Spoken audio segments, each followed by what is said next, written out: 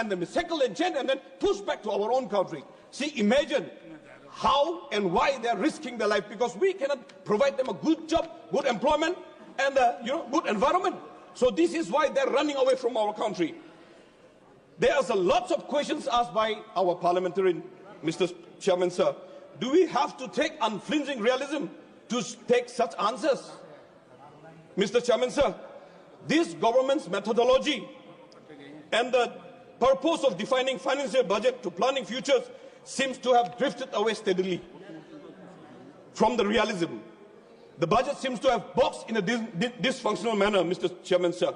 Therefore, I would like to focus in few areas.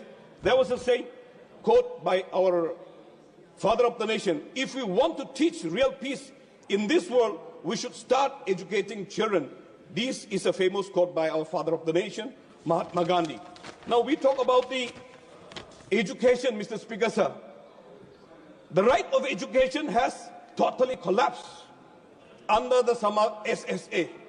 No amount of funding can revive, because it is only completely destroyed unless and until a complete overhaul is the only solution, by giving district, block level and village level new restructured institutions, and policy is the only option.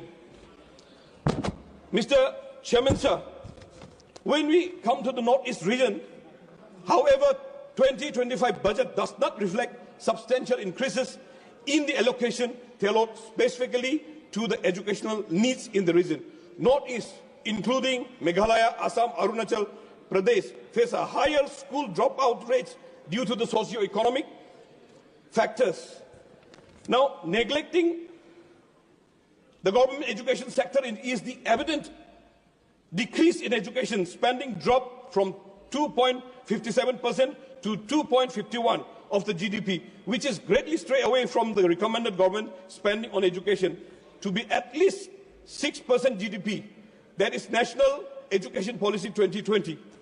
Mr. Speaker, sir, Mr. Chairman, sir, now we have seen the budget fell short for addressing key problems despite announcing grand plans. If we fail to make announcement with the substantial fund, particularly areas such as agriculture, education and development and urban development.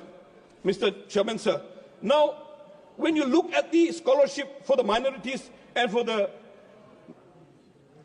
those who reach matriculation has been cut down by 40%, bringing down the fund to 197.550 crore. The scholarship for the students after matriculation has faced even steeper cut, dropping nearly 64% to 731.39 crore. The merit-based scholarship has decreased to 7.34 crore.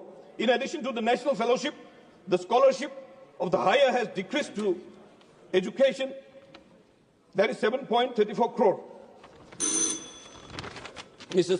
Speaker, sir, the last, let me end. Now, we talk about the budget cut.